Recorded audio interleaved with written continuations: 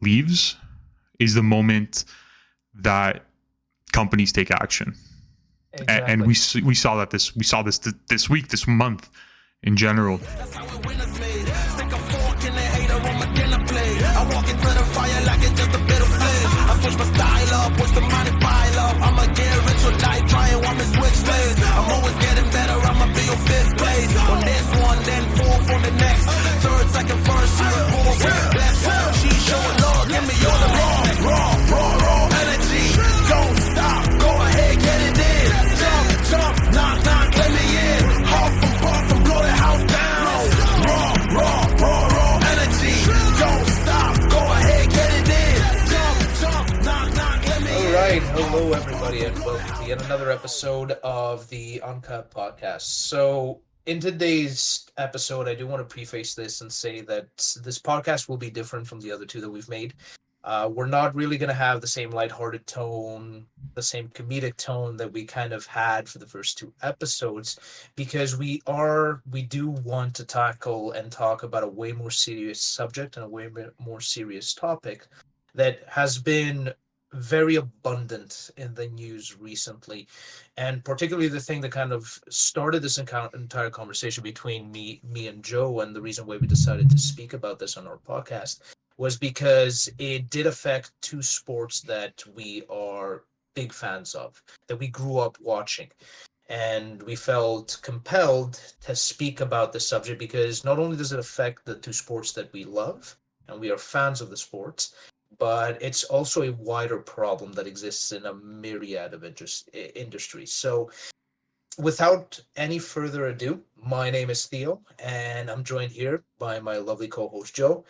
Joe, how are you doing, man? Doing well, Theo. Yeah, and you hit the nail right on the head on that. This is more of a serious podcast, more of a little bit different from our usuals, and yeah. So I'll let you take it away. Yep. So today, lovely audience, we will be discussing the events surrounding two extremely powerful figures within their respective sports.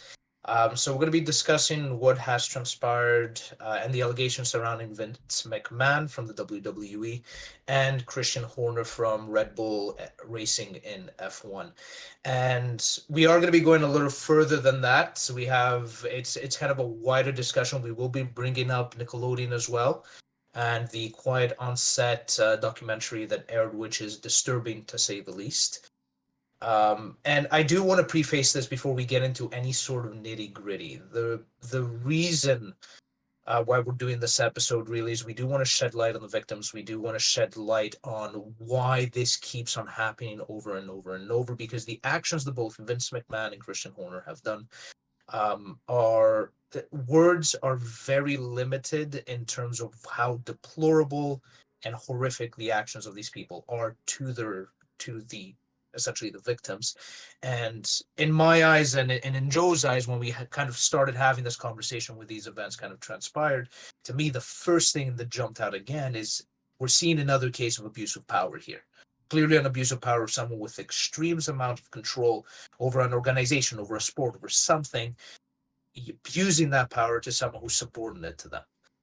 And again, before jumping into this, I do want to preface that this podcast is not here to debate the allegations. We're not here to debate whether the allegations are true or false. We're here to debate why this abuse of power persists. How common is this abuse of power? Why does it happen over and over? And really bring to light and shine light on the victims of what has transpired. And I think it's very important to do that, Joe. I don't know about you, but it's very important for me to do that because if we know the answers as to why things like this occur, maybe, just maybe, we can have our eyes peeled collectively and be able to spot these situations happening again and again and prevent them from actually occurring again. So I think that was kind of my little disclaimer that I wanted to kind of put out there before moving forward. I don't know, Joe, if you want to kind of preface a bit before we jump into the discussion that we wanted to have. No, you said it exactly there. We're not here to debate the allegations. We're here to state what we know and what's been said and stuff that's come out as factual. And like you were saying, me and you were just having this discussion last week, and about everything that's happened, as you alluded to, Christian Horner, WWE, quiet on set, the whole Nickelodeon story. And we wanted to kind of bring it into a podcast form. And you did a lot of research behind it. You took the time this week. You went to go do as you usually do, and you went to go dig for some information. So yeah, Theo, for what did you find? I think is a better question here. What did you find that leads to a lot of these cases we've seen? I want to say allegations, but some of them are no longer allegations. They're things that have happened.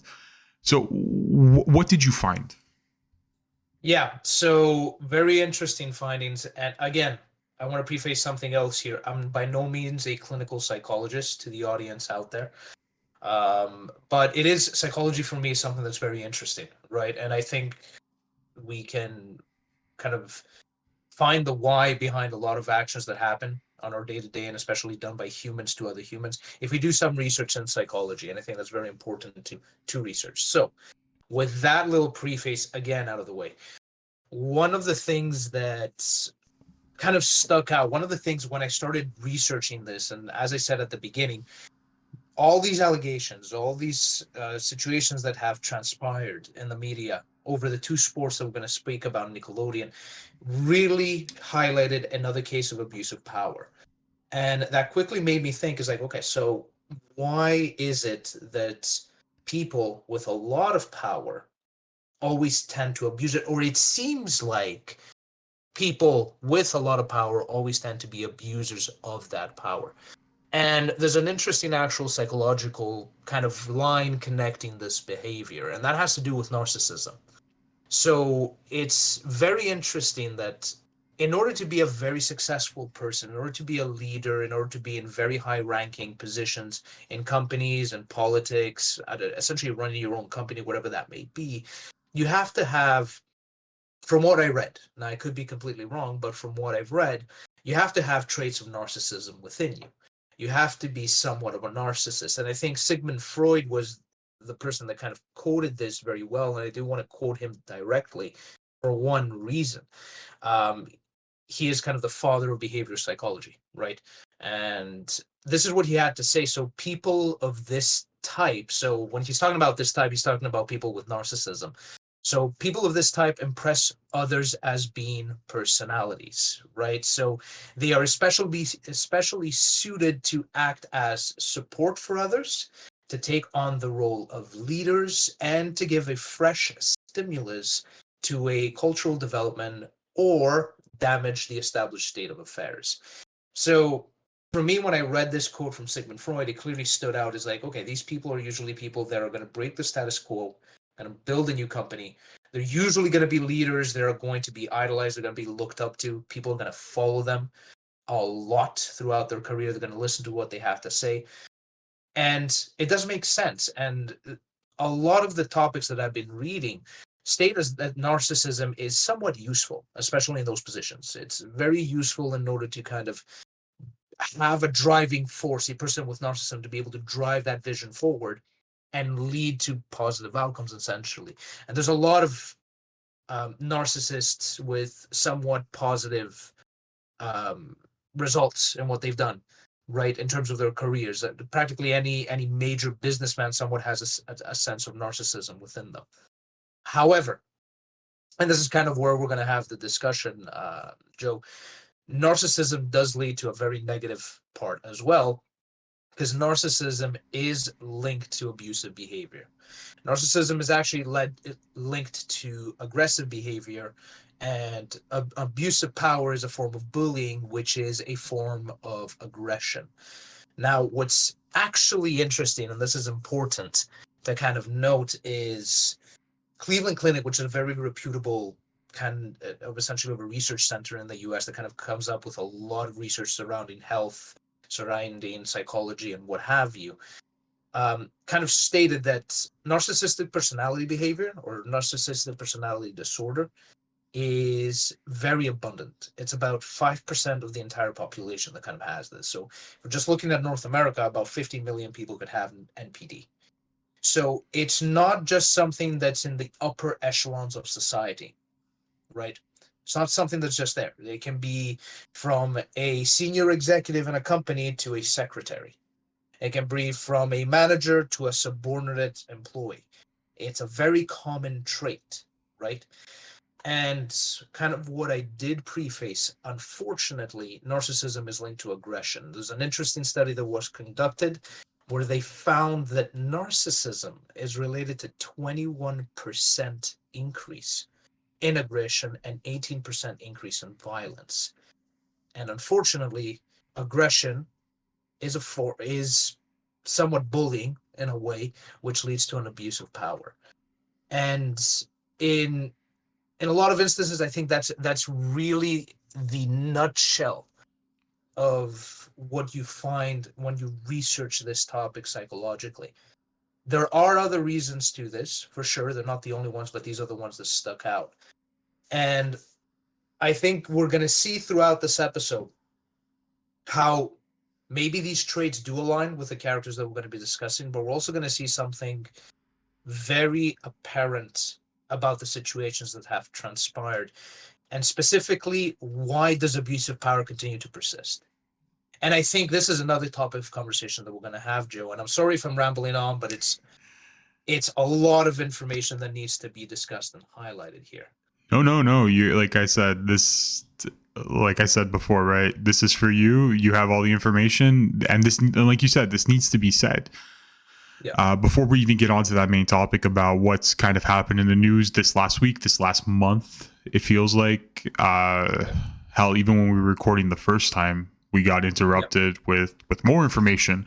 We'll tell that story a little bit later on, but you know, like you said, narcissism and abuse of power leads to kind of the situations we see. And and as you were saying, right, with the abuse of, what happens with this abuse of power when it persists? Yeah. So essentially, one of the things that I was reading up on and the things that I kind of discovered is that the reason why abuse of power tends to persist in a lot is there's three kind of main pillars to the whole situation. The first main pillar is that the ways to address any sort of abuse of power, any sort of, misconduct from someone of a powerful position, is to usually go through legal departments, so a legal channel. And there's a huge problem with the legal channel because they are a breeding ground for something called bully protection. The simple crux of bully protection is that someone who's in power, who is the abuser, usually has more money and is able to afford better lawyers in order to silence the person who's being abused. And this creates a very vicious cycle because the person who's being abused realizes that, okay, there's no way that I can win and get my voice heard and get justice through the legal channels. So, and I am also afraid that the damage that I'm going to have by going through the legal channels is going to be greater than potentially that abuse that I just received. So this silences the person that's being abused, and actually, to the abuser, basically says you can get away with anything. So that's one of the major pillars as to why. Second major pillar has to do with the people surrounding the person of power, the person who is doing the abuse. And essentially, the influence that that person has around the careers, the lives, the livelihoods of these other people can affect how these people are going to react to the news that's coming out of abuse, and essentially create something called a group shun. A group shun is essentially when a group of people who are close to the matter shun and ostracize the person who got abused because they don't want to speak up themselves. And that's another major topic because the person that's being abused doesn't have any support. Essentially, they're left in the desert on their own, completely helpless, completely powerless, and that's it. And that gives another reason why abusers continue to do what they do. And the third reason, which is unfortunate but is the most cruel and true, is money. Money at the end of the day speaks louder than any form of justice. And I am a cynic for saying this. If you have money and a good attorney, you can make the legal for a very long period of time. In the simple crux, it's this: if you have someone in a corporation or someone in a position of power that's abusing someone else, and the company can realize that they can essentially shut the abused person up for $100,000, and the person who's doing the abuse is making the company $2 million, they'll shut the person up. And the abuser is going to stay in that position and going to have no problem whatsoever doing it again and again and again, as long as he's a benefit to the corporation or to the company. So it's a very dim look that we're kind of that I'm kind of casting over the entire conversation, but it is dim. It's not there. It is dim because unfortunately this is, and we're going to kind of discuss now we're going to kind of open it up for a discussion, but this isn't the first time that this occurs. This occurs time and time and time and time again, and it is dim because of these reasons. And there can be other reasons too, but these are the reasons that have stuck out. No, and like you were just saying right now, right? A lot of, or your last point rather, I'll highlight it, has to do with money, and we see it in a lot of these cases, especially over the last couple weeks, years, months, for as long as it's been happening. It's had it's been more and more public figures, people in power, that have had this allegation put on them. People who've even been accused of these allegations. I mean, look, we can go as far back realistically as a year, 2 years ago with the Amber Heard and Johnny Depp situation too, where look how much money it took them to go to court and to fight it, and look at the public backlash that came from it too. And I guess you can kind of say you were talking about ostracizing, correct? Right, and we kind of saw that originally, I think, with Johnny Depp when the allegations first arose and how quickly he was. It kind of varies on your point a bit because you said ostracizing. Mostly it's the person that speaks up that gets ostracized. Yeah. But in this case, it felt like Johnny Depp who was accused without any, I would say at that time, without any truly valid proof that was ostracized. In this case, he was ostracized by Disney because he got kicked off Pirates of the Caribbean. He lost rights and all that before even going through the legal battle of court. Yeah. It was a he said, she said situation. And then when we finally come out of that court and the court decides, remarkably, it's 50-50. They're both to blame for what happened here. It feels like we've ostracized Amber Heard, where we want her to be kicked off. Aquaman 2. We want this to happen, that to happen. Like, hey, clearly court has shown your bullshit, for a lack of a better term. And I think that was, most people's opinion at the time. So I just wanted to bring up that ostracizing point that you were saying. Like, sometimes, yes, you're right. The victim is usually shunned, but I think it's a bad example. And we're going to go on and speak about better examples to prove your point. Yeah. But I just want to highlight that point too. It's like when that situation was coming up, I felt it was more the person that was accused that was ostracized. That's what I want to talk about. That's the only point I really wanted to make in that whole thing you said. Everything else you're pretty much spot on. But Theo, I know you also found some other information, and I know you were talking about maybe, why people can do this, but why do abusers do what they do? What leads them to want to go ahead and commit these acts? So it's quite very simple. I mean, in terms of why abusers do what they do, well, one of the major kind of thing, especially for the type of people that we're going to discuss today, is they really get off of the control. So it's an abuse of power makes them feel good for essentially having control over the person that they are abusing, right? There's other issues that exist, such as revenge could be another big one, and revenge can actually occur due to sacrifice. So essentially, when you do want to become extremely successful, there is a lot of sacrifices that occur. And sometimes the motivation to become successful comes from any sort of rejection or pain, right? Is sometimes the biggest motivator for success. Pain is sometimes the biggest motivator for success. And we can see it in the gym. The memes that sometimes we see, when you break up, it's free gym motivation. So, and it's maybe kind of a lighthearted touching point, but I think it's the reason why I brought it up is because it's that pain that these people maybe felt that gave them the drive to become successful, that pain and that resentment could have stayed with them and harbored a sense of revenge, which can lead to an abuse of power. Of course, there's other issues at hand as well. So an abuser can stand to gain from incapacitating the person that's being abused.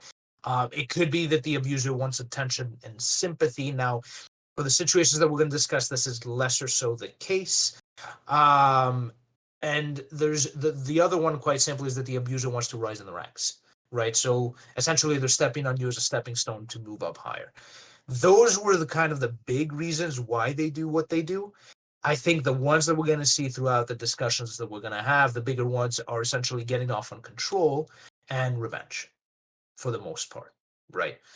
And I know we've been talking a lot with regards of, we've been talking really broad for this whole time, essentially highlighting stuff. So I do want to bring it down to essentially discussing the people at hand and showcasing to people how the things that we found are not just gibberish on psychological boards and psychological websites online, but they are actually, they fit the narrative of what has occurred.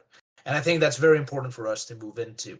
So before kind of handing it off to you to highlight what exactly happened with these people, I do want to highlight who these people are so that our audience can make a very quick connection of like, yes, I can kind of see the characteristics that were highlighted previously. So let's start off very quickly with Vince McMahon. So he is the former CEO of WWE. He, along with his wife Linda, they built the WWE into the powerhouse of modern wrestling that it is today. I think some sources, he is named maybe one of or the greatest wrestling promoters in the sport's history. He also has a wider range of other ventures, notably with XFL Football, World Bodybuilding Federation, and many others. And before the current allegations, he was heavily in the media because of the merger between WWE and Endeavor, which is the owner of the UFC. And when they merged, they created essentially TKO Entertainment, which is a publicly listed company. And that's going to be important in our discussion later. And it's a publicly listed firm, and it's actually the largest fighting entertainment conglomerate in the world.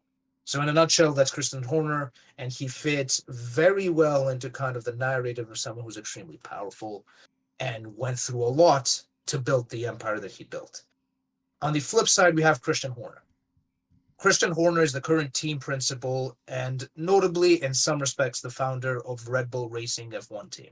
So quick highlight, he started his career as a race car driver, but quickly pivoted to essentially a more managerial role in racing, where he became the head of the International Formula 3000 team, Arden International Motorsports, in 1999. In 2004, while he had his stint at Arden, he wanted to buy Eddie Jordan's team, which was Jordan Grand Prix, but ended up not going through with the deal due to disagreements. And finally, along with Helmut Marko, convinced Red Bull to essentially in 2005 acquire Jaguar F1 team, which was struggling at the time, turning it into Red Bull Racing, being appointed as the team principal. And since then, since 2005 onwards, Horner has led the team to win 13 world titles. 6 in constructors, 7 in drivers. And as a passionate fan of the sport, some of the biggest names in racing have gone through Red Bull. Sebastian Vettel, Daniel Ricciardo, current world champion Max Verstappen, many big names. So very powerful person in the sport as well, right? Christian Horner is a very powerful person in F1.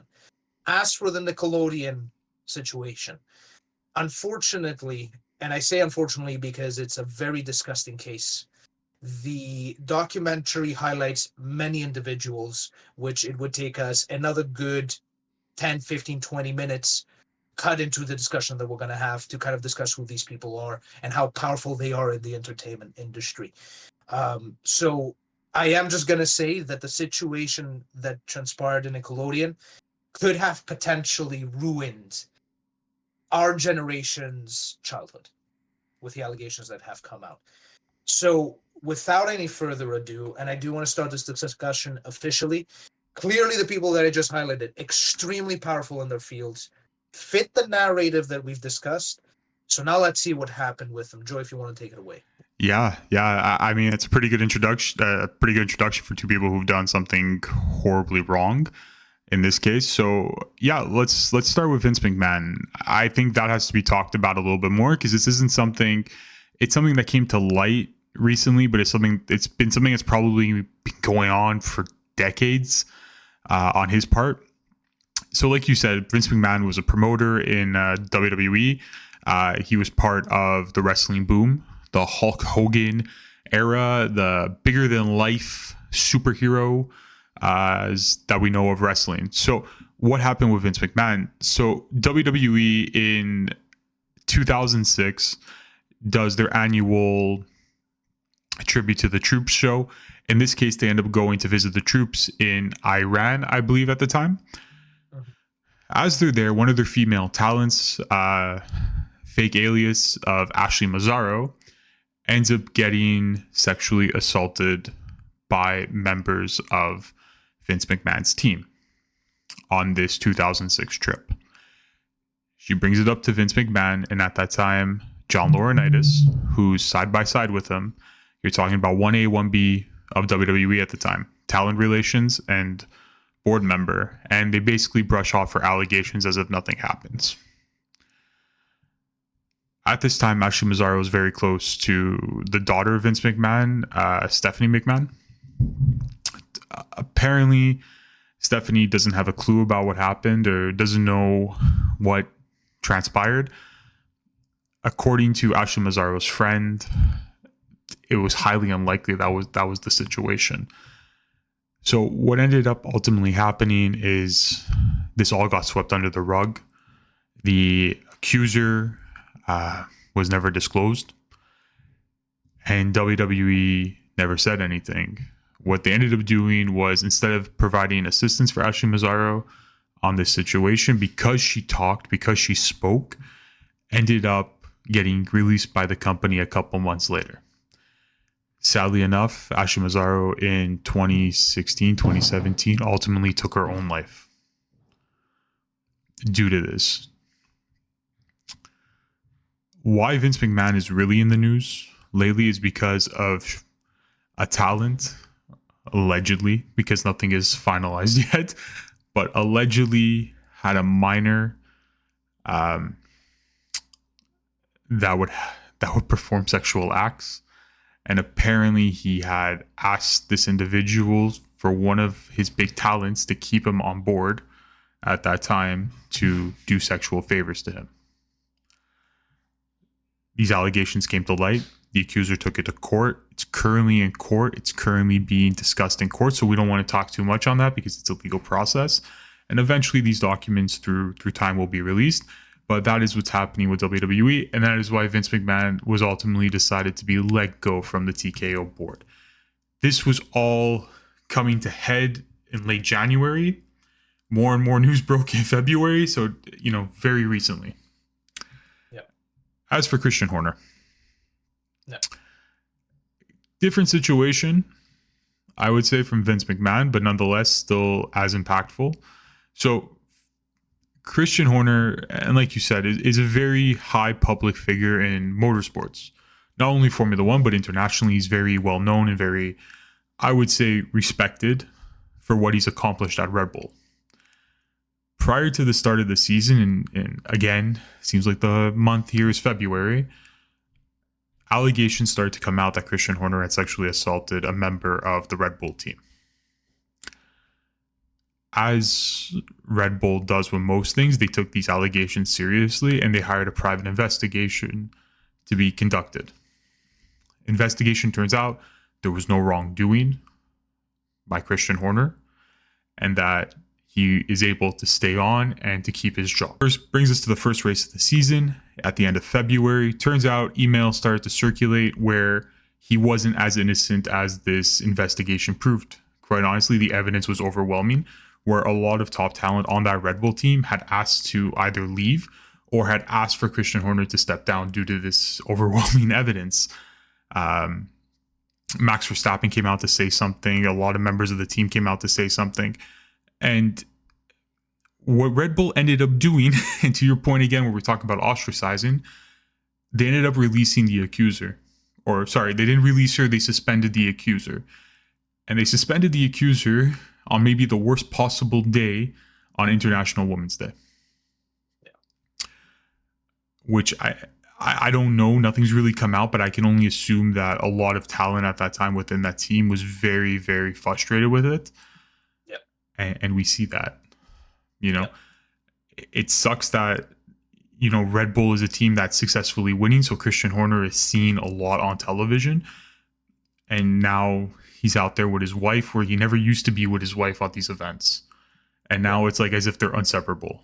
So, little by little, I guess as time goes on, the true story will be told on that one. That one's still fresh for most people, where, those accusations only came out a month ago. Yeah. And that investigation, I guess, is still being looked at and still being reviewed over by the team. So time will tell on those two situations. Yeah.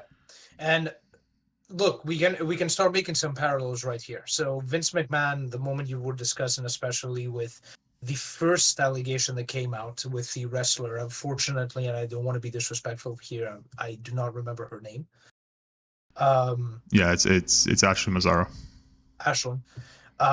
That's a case of group shunt. That's a big case of group shunt. Here's someone who's extremely powerful in the WWE, who has a lot of influence over a lot of people. No one's going to speak up against them, right? So because no one's going to speak up against them, what's simply going to happen is we're going to shun the person that is bringing up the allegations. Christian Horner is somewhat the same thing. And I think what's interesting, this is also bringing up the point of money, right? Ashlyn Mazzaro, a talent in WWE, a talented wrestler, but by no means the money powerhouse that Vince McMahon was, or his number two. No. So clearly, when the company was a privately held company with Vince McMahon, it was looking after its own well-being. Okay, we're going to sweep this under the rug. It's cheaper than letting the scandal go out and having a bigger backlash. However, the current allegations with Vince McMahon, seeing that now he's part of a publicly listed company with TKO listed on a public exchange, TKO has no room for this. The moment these allegations came out, this can mean enormous litigations against TKO. So TKO very quickly returned and said Vince McMahon's out. What's actually interesting is you can make the parallel with TKO with Red Bull. Red Bull's privately held, a public company. But I want to say this too, though. Sorry, not to cut you off. I also want to add this point.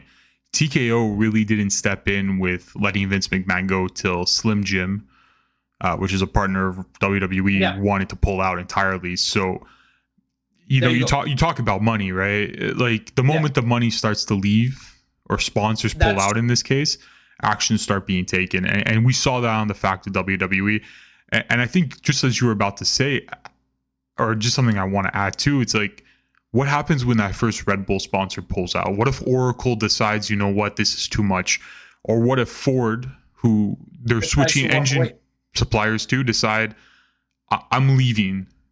And, for those who maybe don't watch Drive to Survive, which is the Formula One, I guess, drama series on Netflix. Reality TV, the reality TV of Formula One. The first episode they did was Money Talks. And how true that is when you look at this type of stuff. Yeah, and that's what I was about to say. It's unfortunate because right now it's a private company, Red Bull, right? What's the first thing they decided to do? No, right? Let's silence the person who's being accused. Let's give them a settlement. Doesn't want to accept the settlement, we'll kick them out. Why? Because Christian Horner is running a team that's bringing in hundreds and hundreds and hundreds and hundreds of millions of dollars for Red Bull, right? He's a person that's costing Red Bull close to $20 million a year. So there you go. But like you correctly said, TKO started to move on Vince McMahon when Slim Jim decided to pull out, right?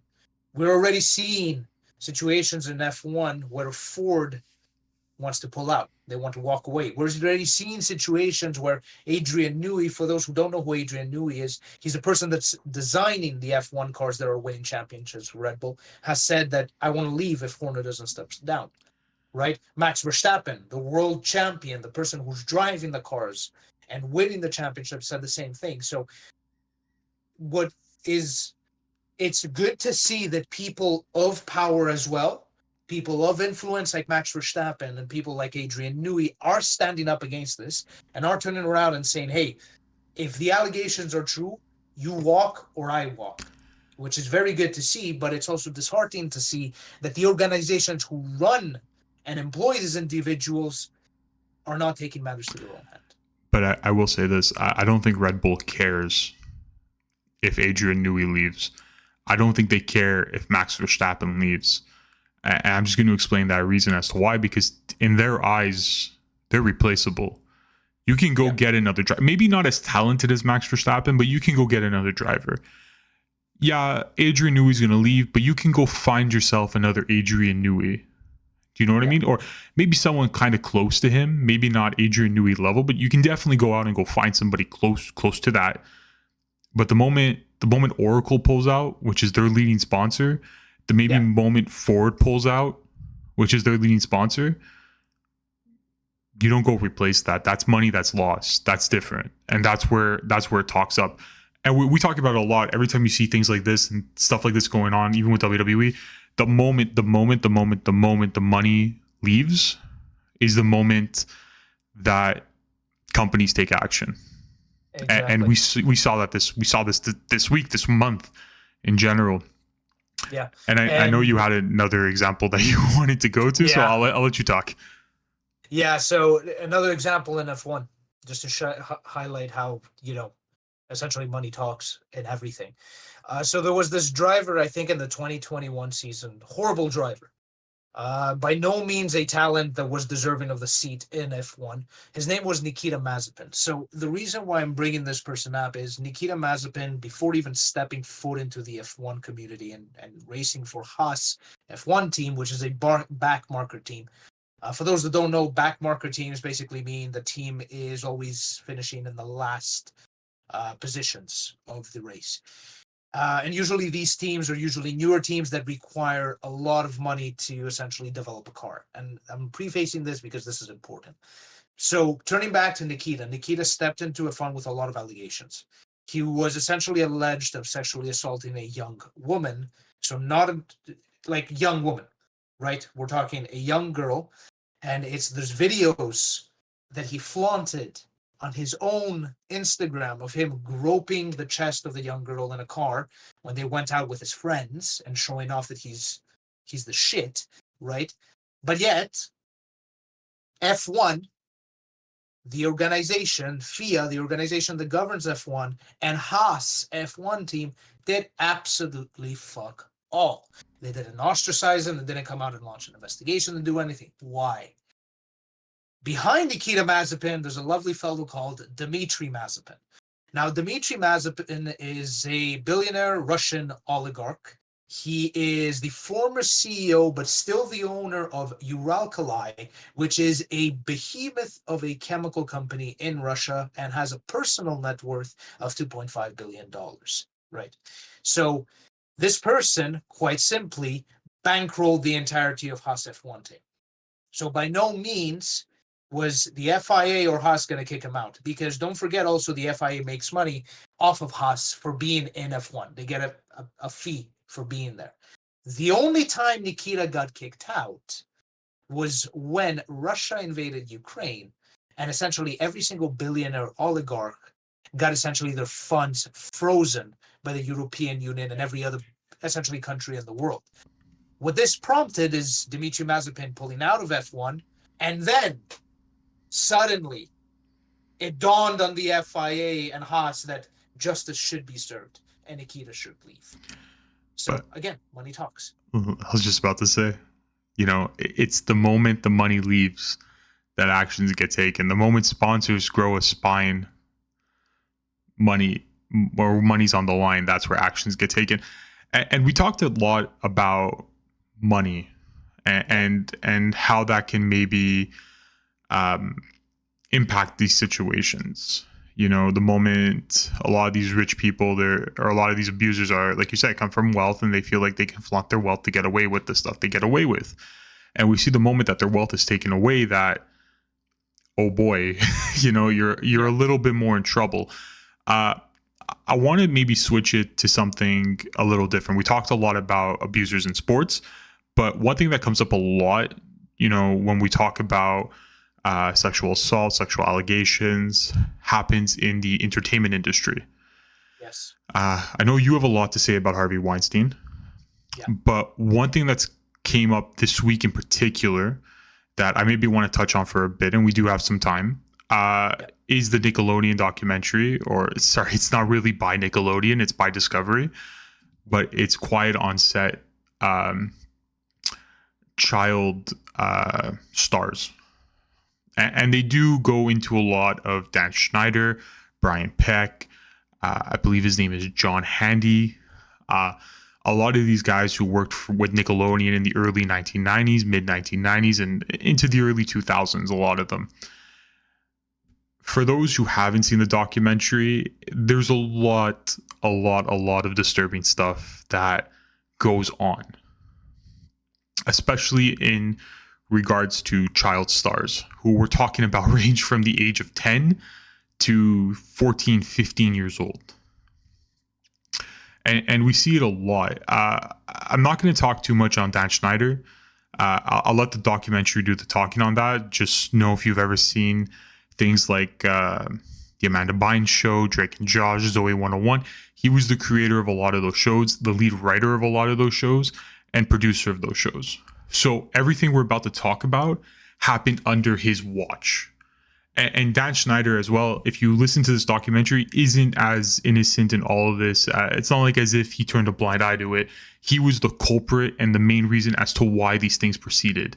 And the way he treated women writers were horrible, was horrendous. If you've listened to the documentaries, asked a women writer to read a script and asked her to read it as if she was receiving anal. That was an actual allegation. And they took him to court. This was in his first year at Nickelodeon. I would say his first year being a producer. They took him to court, and according to the documentary, they settled out of court. And these writers have not had jobs in the industry since. So it kind of shows you the power Dan Schneider had. And this is just to say, if you ever spoke out against him or spoke out against members of his staff, this is the type of repercussion you would have. You wouldn't be working in Hollywood anymore. And for a 13-year-old, 14-year-old whose maybe his income is reliable on this, that's a big burden. Yeah. But the one thing the documentary does talk about is sexual assault allegations. Yeah. And there's somebody by the name of Josh Handy. I might be butchering his name. It might not be Josh, but his last name is definitely Handy. He was a 28-year-old working as a public, PA assistant. Okay. I forgot the technical term, but it's PA. And he, basically he took the kids from the parents and brought them to the set. And he would spend a lot of time with the kids. A mother was saying like one of her children was on, I think the show was called All Out at the time. And she was basically there as a guest appearance.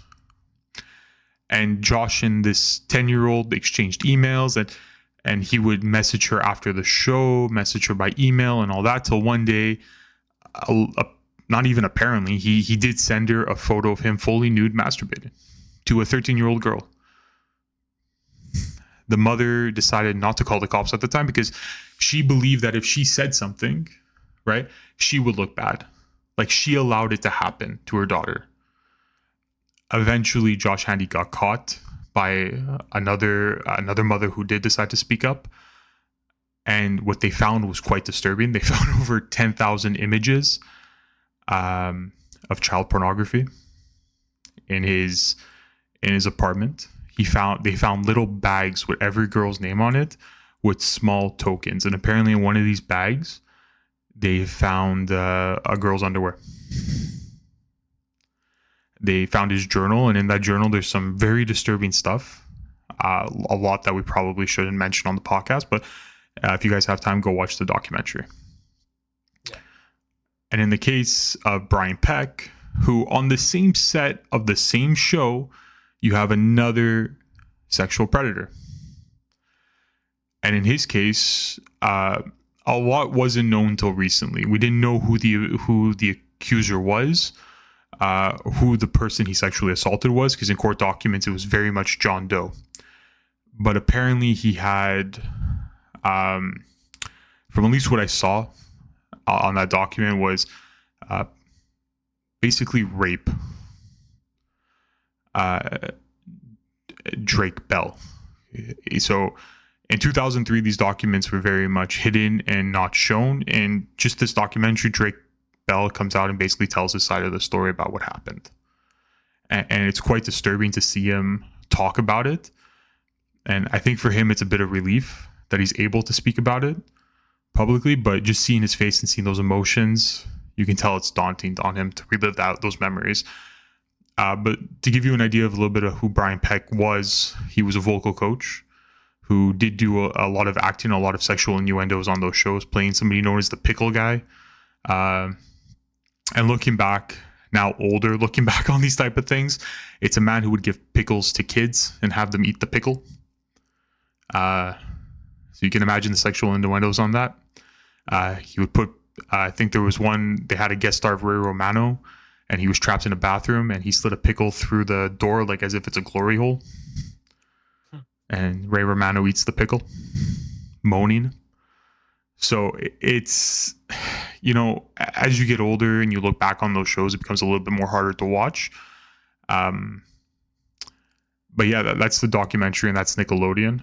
Obviously, Brian Peck is serving time in prison, and so is Josh Handy serving time in prison for what they did. And in my opinion, they deserve to rot there, considering you know the innocence they took away from a lot of people. And I hope those people, those children, those adults now can find peace knowing that what happened to them, you know, that accuser has paid the price. I don't think that takes away the pain they suffer, but hopefully they find some sort of peace in that. Yeah.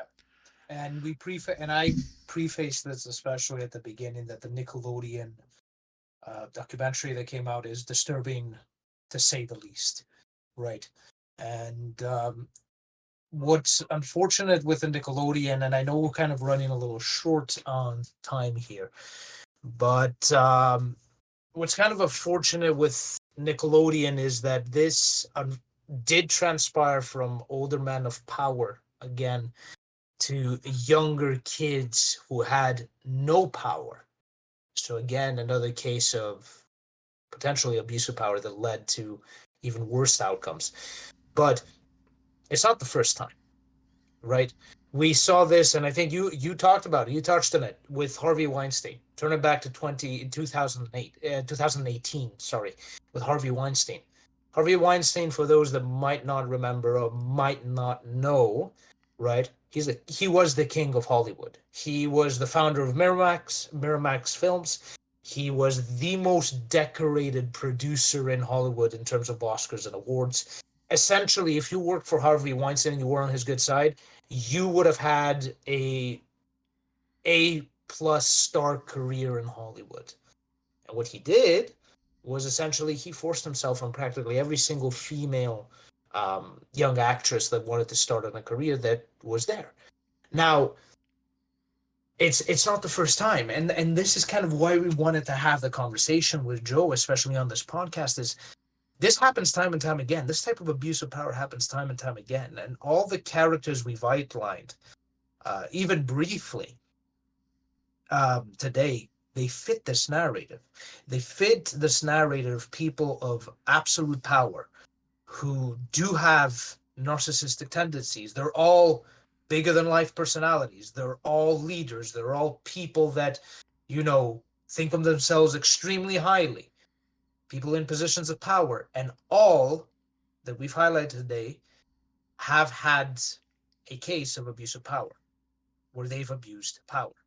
And again, kind of the reason why we discussed this, and I know we're going towards the closing of this podcast, and I know there's other situations I think we can touch on as well with P. Diddy.